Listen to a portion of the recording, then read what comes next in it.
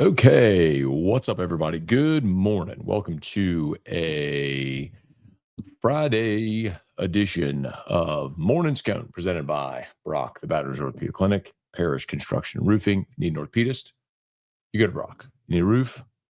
Call Parish. Unique Physique, uniquephysique.com, and Unique Aesthetics and Wellness, $8 unit Botox, everyday price.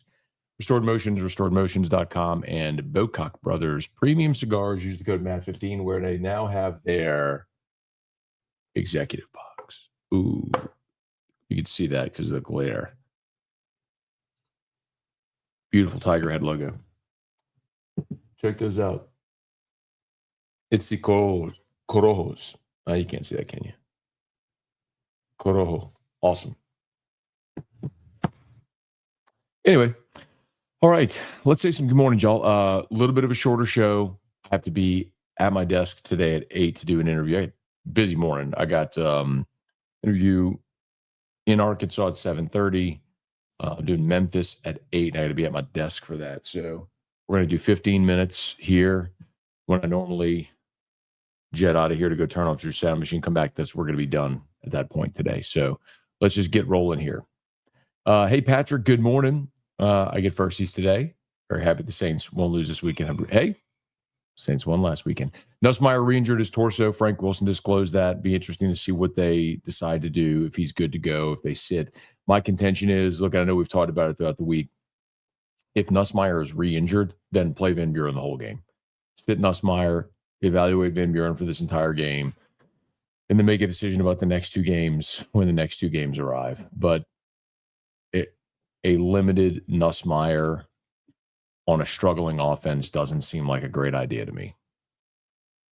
You know, my point earlier this week, whenever we were talking about should they redshirt Van Buren, I said, yes, you should redshirt Van Buren because you shouldn't waste his year in a backup role at the end of a lost season. It's different if Nussmeier is not available. Tiger Poppy, good morning. Have a terrific Friday. Who will win the SEC championship? Texas A&M. I think they're the best team in the league. I think Georgia will beat Texas this weekend. I think we'll see a Texas A&M Georgia SEC championship game because I do think Alabama will lose this weekend to Oklahoma. NELA Tiger News, good morning. Thomas, good morning. Bailey, you should have a segment on AFR called Moral Matt, where you preach to fans. You should have choir music in the background. I don't ever want to do that, man. I don't want to be a preachy guy, but like, Monday, I don't know that I was preachy. I guess maybe I was preachy. Hey, Abner, good morning. Have a blessed day. Same to you. Daniel, or anything about Weeks coming back next year? No. Most of those guys don't talk about that during the season. The season ends, then they'll get their draft board evaluation to see where they're projected, and then they'll make a decision. I'm very confident in saying that LSU would want him back and would make his revenue share NIL deal worthwhile to return.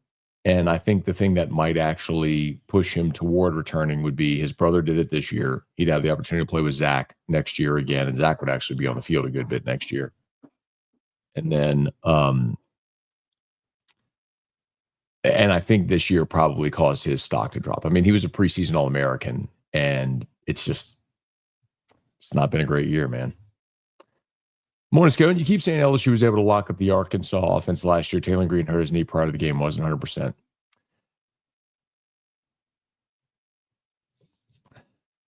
Okay. It doesn't change the fact that a team that was atrocious against running quarterbacks held him to negative rushing yards. Scored 10 points. They were great. Whit had the great play at the goal line. I mean, they were awesome. I agree with letting Garrett play, by the way. Debo, Nuss is the worst starting quarterback since Mettenberger or Edling. Mettenberger had a great 2013. It was the first offense in SEC history to have a 3,000-yard passer, 1,000-yard rusher, and 2,000-yard receivers. Jesse Brown, good morning. Pelicans make me sound. Good morning, Matt. I would be extremely grateful if you give me a little fire Willie Green. Hey, look, Willie Green is going to get fired. It's just a matter of when. Again, I have had the Willie Green fired story written and saved as a draft at louisianasports.net for probably 2 weeks now already. So we all know it's coming. It's just a matter of when is enough. Yes, sir. We need to go after Sellers. He's going to the transfer portal.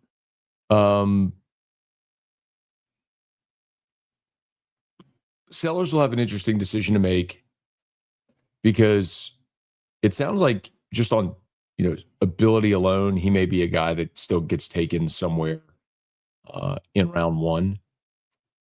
So does he go? Does he come back? Does he transfer? Play somewhere else? I don't know. But they will sign a quarterback in the portal, no doubt. Morning, Matt. Watch some Locked on Razorbacks. They should change the name to Locked on Depression. That's John. And by the way, so John Neighbors of Locked on Razorbacks, and I did a crossover episode last night, which I'll publish this afternoon. So John's one of my favorite people in SEC media. Known John a long time from going to SEC media days all these years. He's done radio in Arkansas, radio in Little Rock, Fayetteville, Little Rock. Does his own thing now. Locked on Razorbacks. John's great. So, yeah. Clayton, good morning. I do not know the answer to that question. Fredericksburg, Texas, shout out. Jimmy Bro, what's going on? It was me who asked about the redshirt. Matt, yeah, thank you. I got your question answered. So it was a good question. And I think it's something that they should consider. If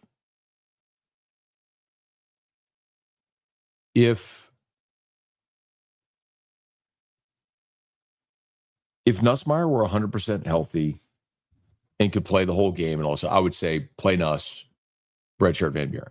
If Nussmeier is not available or hurt and is going to limit an already bad offense, then play Van Buren the whole game on Saturday.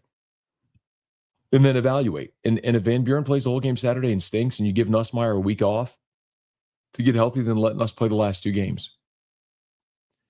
Daniel, sure, yeah, thanks. So this is, yeah, man. So this is obviously Our Lady of the Lake, great partner of LSU Athletics, also great partner of ours on AFR. Their merch game is strong. I got the, I don't know if you can see that. That's Our Lady of the Lake too. Their merch game over the lake is strong. Gordon, the lake, Bud Light, obviously. The Mockler folks. I mean, merch for days at those places. Anyway.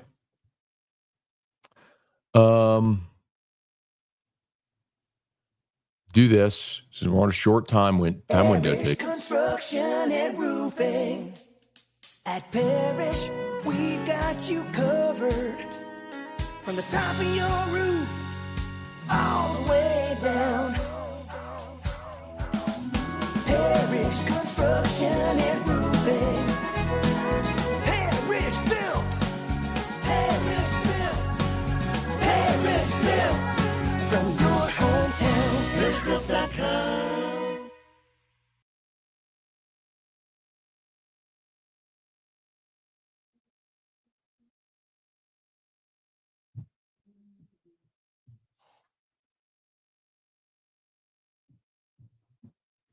Okay.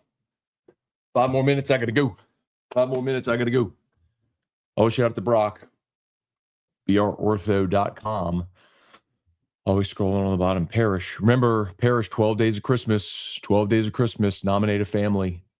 12 families are going to get $1,000 from Parrish, $1,000 from Duplessis Builders, shoes from Ruckus, and Christmas dinner from Chris's Specialty Foods. So 12 days of Christmas tab is there at parrishbuilt.com. I'll share it. If you know a less fortunate family who could maybe use a blessing this Christmas in our area, we would love to help them out. Wish we could do 1,200 families, but We'll do 12 here on the 12 days of Christmas, and go ahead and post that in there right now. So, okay. Let's see if I can get to a few more.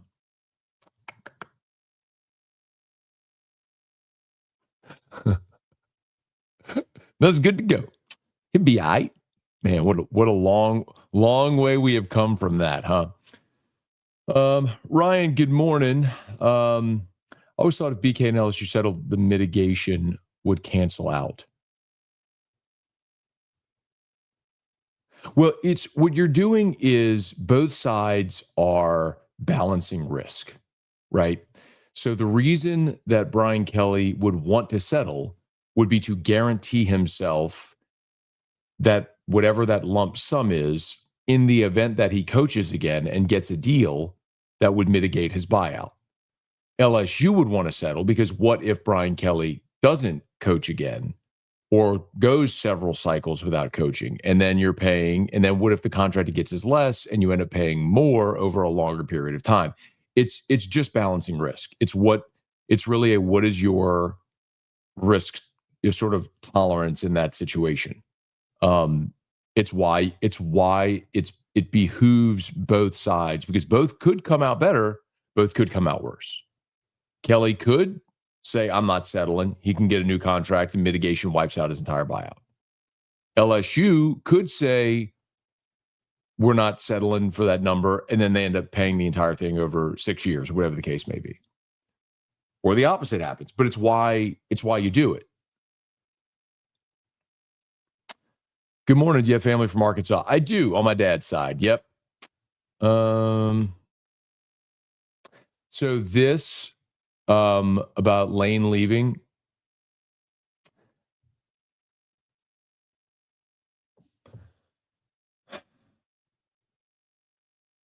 Sometimes I give you opinions, and sometimes I give you opinions that are rooted in fact.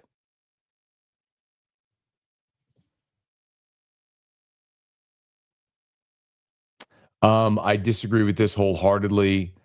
Nuss is calling it for the season. Don't blame him. Yeah, that is, if that were the case, he would have done it weeks ago. If that were the case, he would have never played with the torso thing in fall camp. That is quite honestly a ridiculous argument, given all he's been through this year. Hey, Billy, starting to like the men's basketball team. Of course, I did last year until SEC played. Listen, I'm keeping an eye on him from afar, keeping up with him, pulling for him. But fool me once, shame on you. Fool me twice, shame on me.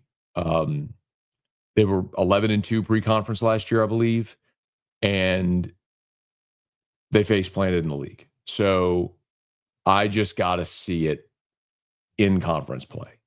So in January, when they start league play, I'll lock into them and let's see how they do. And I think given the investment they made, the financial investment they made in this roster, they can be a team that pushes 500 in the league and makes the tournament. Given what we saw in the league last year, wasn't Texas a 6-win team in the conference last year and made the tournament? I mean, that's the nature of the SEC in basketball. So